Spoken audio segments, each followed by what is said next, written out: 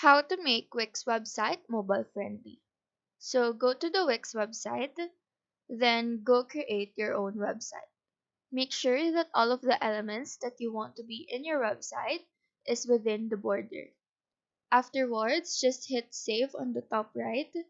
Choose the option get a free wix.com domain, then click save and continue.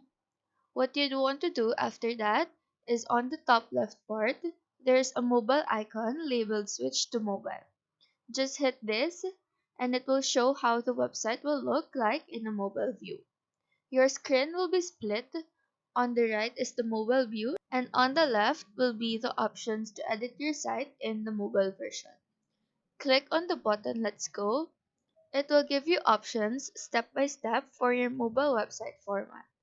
Just choose what you want and hit Next afterwards.